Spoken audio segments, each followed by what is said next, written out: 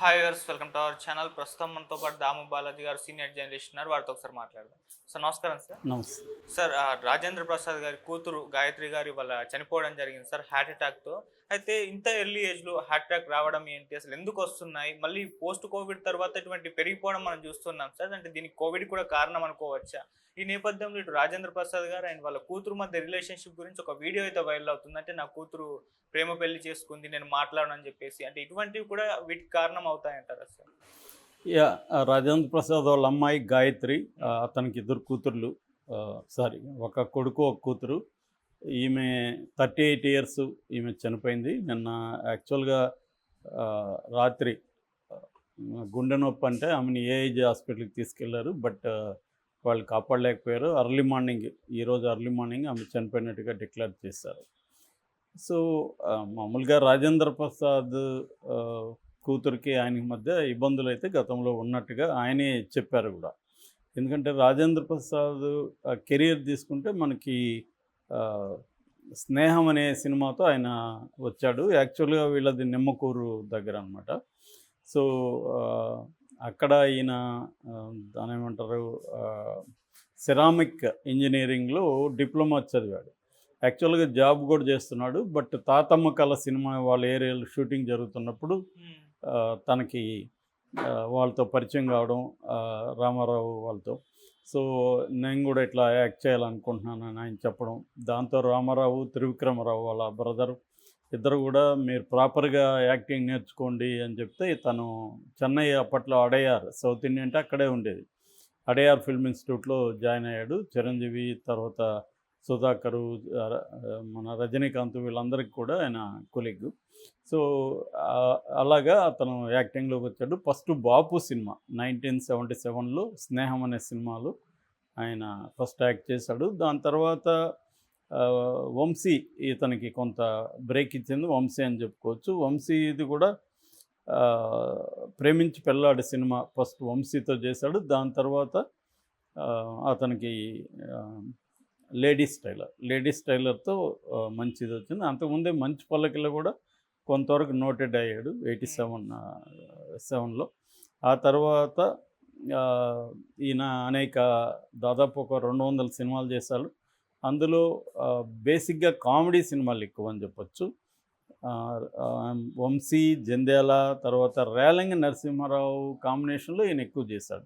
రేలంగి నరసింహారావు మొత్తం 70 సినిమాలు చేస్తే ఈయనతో మాత్రమే రాజేంద్ర ప్రసాద్తోనే 32 సినిమాలు చేశాడు. అవన్నీ కూడా మ్యాక్సిమం మంచి హిట్లు. హ్మ్.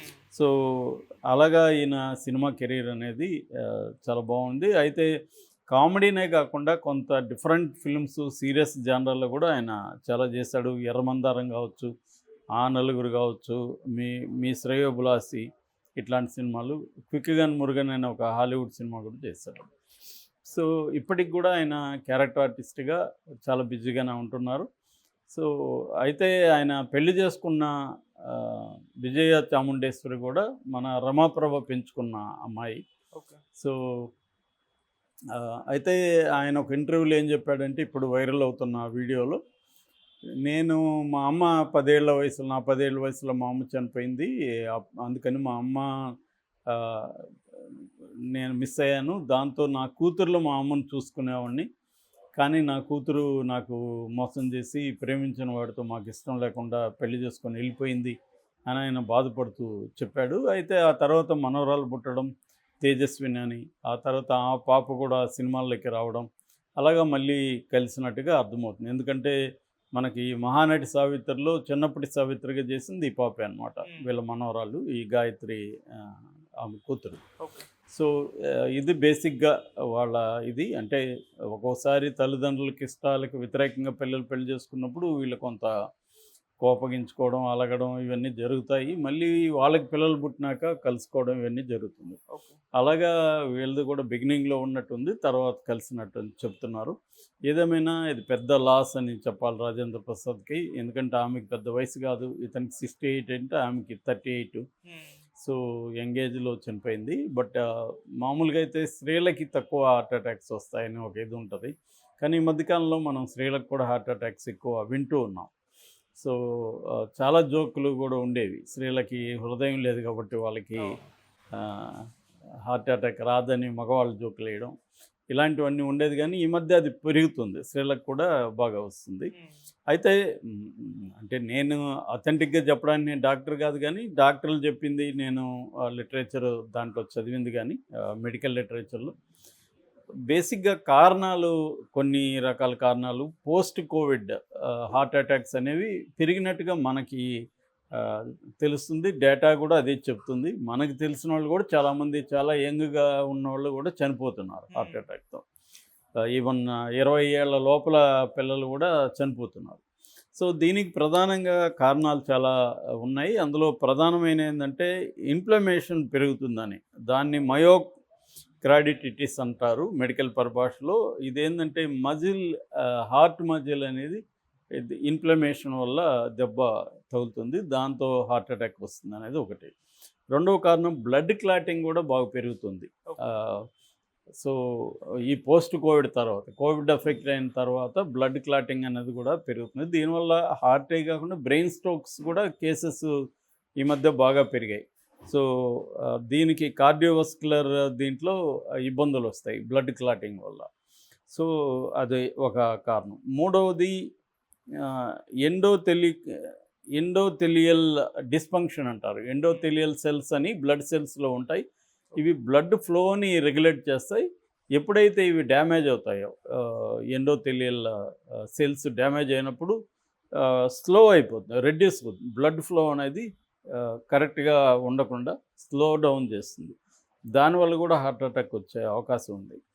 అట్లాగే నాలుగవది స్ట్రెస్. విపరీతంగా మనకి స్ట్రెస్ని డీల్ చేసే మెకానిజమ్స్ ఈ మధ్య పోయినాయి. ఈ మధ్యనే 2-3 కేస్ స్టడీస్ చదివాను నేను. ఎక్కువ గంటలు పనిచేస్తున్న వాళ్ళు 2-3 చనిపోయారు ఆఫీస్లో, విపరీతంగా గంటలు. మనకి ఆ మధ్య ఈయనెవరు, ఇన్ఫోసిస్ నారాయణమూర్తి, ఇంకా పని చేయడం సరిపోదు, 70 గంటలు పర్ వీక్ చేయాలి అని పిలిపించాడు. దానికి పెద్ద వ్యతిరేకత కూడా వచ్చింది, ఆయన మీద కూడా చాలా తీవ్ర వ్యతిరేకత వచ్చింది. ఎందుకంటే ఈ ఓవర్ వర్క్ వల్ల స్ట్రెస్ ఉంటున్నాయి వాళ్ళ జాబ్లో. పేరుకి సాఫ్ట్వేర్ కంపెనీలులో మంచి జాబులు, అవే మంచి జీతాలు అంటున్నారు, కానీ నేను కూడా ప్రత్యక్షంగా చూస్తున్నా, చాలా ప్రెజర్ ఉంటుంది వాళ్ళ మీద, చాలా స్ట్రెస్ ఉంటుంది.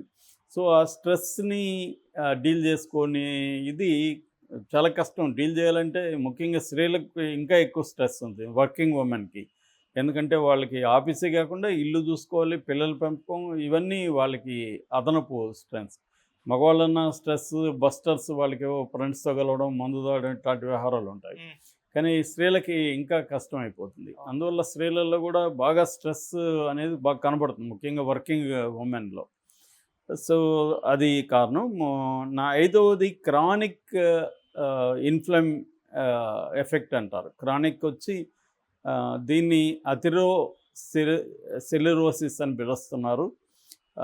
అంటే ఇదేమవుతుందంటే ప్లేక్స్ అంటారు. ప్లేక్స్ అంటే తెలుగులో పలకలు అంటారు కదా. అంటే చిన్న చిన్న ప్యాచెస్ లాగా బ్లడ్ కానీ ఇది ఏర్పడడం అన్నమాట, ఈ బిల్డప్ అవుతుంది. దీన్ని ఆర్టిరోసిస్ అని కూడా అని పిలుస్తారు. సో దీని ఎఫెక్ట్ వల్ల కూడా హార్ట్ అటాక్ వచ్చే అవకాశం ఉంది. ఇక ఆరవది యాంటీ ఇమ్యూన్ రియాక్షన్. అంటే మనకి ఇమ్యూన్ సిస్టమ్ అనేది మన బాడీని రక్షిస్తూ ఉంటుంది. అది ఒక్కోసారి ఓవర్గా రియాక్ట్ అవుతుంది. ఓవర్గా రియాక్ట్ అయినప్పుడు ఏమవుతుందంటే హెల్తీ టిష్యూస్ని అది దెబ్బతీస్తుంది. అది బాడీలో ఈ హార్ట్ దగ్గర ఉన్న హెల్త్ టిష్యూస్ని అంతా కూడా ఈ ఆటో ఇమ్యూన్ సిస్టమ్ అనేది దెబ్బతీస్తుంది. దీన్ని ఆటో ఇమ్యూన్ డిసీజెస్ అంటారు. మనకి సమంతాకు వచ్చిన ఇది కూడా ఆటో ఇమ్యూన్ డిసీజ్ అన్నమాట, మయోసైటిస్. సో ఇది బేసిక్గా ఈ 6 కారణాలని చెబుతున్నారనమాట. అయితే దీనికి ప్రివెన్షన్ లేదా అన్నప్పుడు ఖచ్చితంగా వ్యాక్సినేషన్ అయితే తీసుకోవాలంటున్నారు. వ్యాక్సినేషన్ వల్ల కూడా ఎఫెక్ట్లు వస్తున్నాయని కేసులు ఉన్నాయి, కానీ బట్ వరల్డ్ వైడ్గా చూసుకున్నప్పుడు కరోనా కోవిడ్ ఎఫెక్ట్ నుంచి రక్షించింది మాత్రం వ్యాక్సినేషన్, అదే డౌట్ లేదు. సో కంపల్సరీగా వ్యాక్సినేషన్ తీసుకోవాలి. అట్లాగే అర్లీగా గుర్తించాలి. మనోళ్ళకి ఇప్పుడు కరోనాకు రాకముందు ఒక నెగ్లిజెన్స్ ఉండేది హెల్త్ పట్ల, ఇప్పటికి కూడా చాలామందికి అదే ఉంది. ఇంకోటి ఏంటంటే ఈ మధ్య అలోపతికి వ్యతిరేకంగా కొంతమంది మాట్లాడుతూ అలోపతి అసలు వేస్ట్, మీరు ఏదో కాయక పసులు తినండి, అవి తినండి, ఇవి తినండి అనేవి కూడా పెరిగాయి కోవిడ్ తర్వాత. ప్రతి ఒక్కడు ఎక్స్పర్ట్ అయిపోయాడు. ఎవరో చెప్పినారు everybody is an expert except the expert అని. సో ఎక్స్పర్ట్లు తప్ప అందరూ ఎక్స్పర్ట్లు అయిపోయారు. ప్రతి ఒక్కడు వైద్యం మీద మాట్లాడడం, ముఖ్యంగా యూట్యూబ్ ఛానల్ వచ్చినాక. అట్లా కాకుండా ఖచ్చితంగా అలోపతిలో ఉన్న గొప్పదనం అలోపతిలో ఉంది. మిగతా వాటిలో కూడా ఆల్టర్నేటివ్ మెడిసిన్లో ఉంటాయి, కానీ అన్నిటికీ అన్ని పనికిరావు. కాబట్టి చాలామంది ఆ మధ్య కూడా మా ఫ్రెండ్ ఒకతను అలోపతి మీద నమ్మకం లేకుండా టెస్ట్లే చేసుకునేవాడు కాదు. అతను బీపీ ఉన్నా కూడా ఆయుర్వేదం ఏదో తింటున్నాడు, టెస్ట్ చేసుకోలేదు. చివరికి అతనికి బ్రెయిన్ స్ట్రోక్ వచ్చి 4 రోజులు వెంటిలేటర్ మీద ఉండి చనిపోయాడు. ఇలాగ నేను చాలా వింటున్నాను అనమాట. అందుకని కంపల్సరీగా టెస్టులు చేసుకోవడం, అర్లీ ట్రీట్మెంట్ ప్రారంభిస్తే చాలా వరకు నయమవుతాయి అన్నమాట. అట్లాగే మేనేజింగ్ ఎగ్జిస్టింగ్ కండిషన్స్, అంటే ఆల్రెడీ మనకి డయాబెటీస్ కానీ లేకపోతే బీపీ కానీ ఇవి ఉంటే కరోనా వచ్చిన తర్వాత వాటి ఎఫెక్ట్ ఇంకా పెరుగుతుంది. కాబట్టి వాటిని మేనేజ్ చేసుకుంటుండాలి. అంటే కంట్రోల్లో ఉన్నాయా లేదా రెగ్యులర్గా టెస్టులు చేసుకోవడం, ఇవన్నీ చేయాలి. అట్లాగే యాంటీ కూగులేట్స్ అంటారు, అంటే బ్లడ్ థిన్నర్స్. మనకి డాక్టర్ కన్సల్టెంట్తో బ్లడ్ థిన్నర్స్ వాడడం కూడా అవసరం. బ్లడ్ క్లాటింగ్ ఏమన్నా జరుగుతుందా అని చూసుకొని, అది 40 ఏళ్ళు దాటిన వాళ్ళైతే కంపల్సరీ బ్లడ్ థిన్నర్స్ని తీసుకోవాలని కూడా చెప్తున్నారు. ఇది కూడా డాక్టర్ సలహాతో తీసుకోవాలి. ఎక్కడో ఇప్పుడు నాలాంటి వాడు చెప్పాడు కాబట్టి బ్లడ్ థిన్నర్ తీసుకో అనేది కాకుండా డాక్టర్ దగ్గరికి వెళ్ళి నాకేమన్నా బ్లడ్ థిన్నర్స్ అవసరం ఉన్నాయా ఇవన్నీ అడిగి చేయాలి. అట్లాగే హెల్తీ లైఫ్ స్టైల్ మనం చూస్తున్నాం. ఎక్కువగా లైఫ్ స్టైల్ డిసీజెస్ అనేవి బాగా పెరిగాయి ఈ మధ్యకాలంలో. దీనికి కారణం ఏమంటే ఫస్ట్ ఫుడ్ విపరీతంగా మనకి ఎక్కడ చూసినా ఫుడ్ ఐటమ్స్, ఫుడ్ హోటల్స్ రకరకాల. నేను 10 ఏళ్ళకి ఇప్పటికే హైదరాబాద్లో బీభత్సమైన తేడా కనబడుతుంది. సో ఇక ఆన్లైన్లో వచ్చేసినాక ఎక్కడ కూర్చొని ఆర్డర్ చేసినా వచ్చేస్తాం. కాబట్టి దీనివల్ల ఫుడ్ టెంప్టేషన్స్ పెరుగుతున్నాయి. దాన్ని కంట్రోల్ చేసుకోవాలి ఒకటి. రెండోది, కొంతమంది డైట్ 4 రోజులు ఫాలో అవుతారు, వారం ఫాలో అవుతారు, నెల ఫాలో అవుతారు, మళ్ళీ మామూలే. ఇది కన్సిస్టెంట్గా ఒక మెథడ్ చూసుకోవాలి. అది కూడా ఎవరికి వాళ్ళు నిర్ణయించుకోకుండా ప్రాపర్గా ప్రాక్టీసింగ్ న్యూట్రిషనిస్టులు ఉంటారు, వాళ్ళ కన్సల్టెన్సీ తీసుకొని మన బాడీ పరిస్థితి యూనివర్సల్గా ఒక డైట్ ఇవ్వడని చెప్తే అది రాంగ్ అని అర్థం. అందరికీ ఒకే డైట్ పనికిరాదు. మన ఏజీ, మన వర్కింగ్ కండిషన్స్, మనకున్న ఆరోగ్య పరిస్థితి, వీటిని బట్టి మన డైట్ ప్లాన్ అనేది ఉండాలి తప్ప ఎవడో చెప్పాడు అదేదో ఇంటర్మీడియట్ ఫాస్టింగ్ అనో, కీటో డైట్ అనో, ఇంకోటి ఎవడో చెప్పాడు, అది రాంగ్. నువ్వు నీ బాడీకి, నీ వర్కింగ్ కండిషన్స్కి తగిన డైట్ తీసుకోవడం అనేది ఇంపార్టెంట్. సో అట్లాగే స్మోకింగ్ కానీ ఆల్కహాల్ కానీ ఇవి ఆల్మోస్ట్ మానుకుంటే మరీ మంచిది, లేదా కంప్లీట్గా తగ్గించుకోవడం. అట్లాగే ఫిజికల్ ఎక్సర్సైజ్, చాలామంది నేను చూస్తున్నాను ఫిజికల్ ఎక్సర్సైజెస్, వాకింగ్ కానీ ఏమి చేయరు. సో అది ఇంపార్టెంట్. సో ఒకటి అంటే ఫిజికల్ ఎక్సర్సైజెస్, డైట్, స్ట్రెస్ లేకుండా కంప్లీట్ మినిమం 7 to 8 hours నిద్రపోవడం, ఇటువంటివి అవసరం. ఎందుకంటే చాలామంది సెల్ ఫోన్లో లేకపోతే ఇంకోటి చూస్తూ నిద్ర టైం తగ్గించేసుకుంటున్నారు వాళ్ళకి తెలియకుండానే. సో అది కూడా బాగా ఎఫెక్ట్ చూపిస్తుంది. కంపల్సరీ ఒక మినిమం 7 hours అనేది అవసరం. వాళ్ళ బాడీ ఆరోగ్యాన్ని బట్టి ఇంకొంత ఎక్కువ ఉండాలి తప్ప తగ్గించకూడదు. సో ఇవి తీసుకుంటే బేసిక్గా ఈ పోస్ట్ కరోనా ఎఫెక్ట్స్ని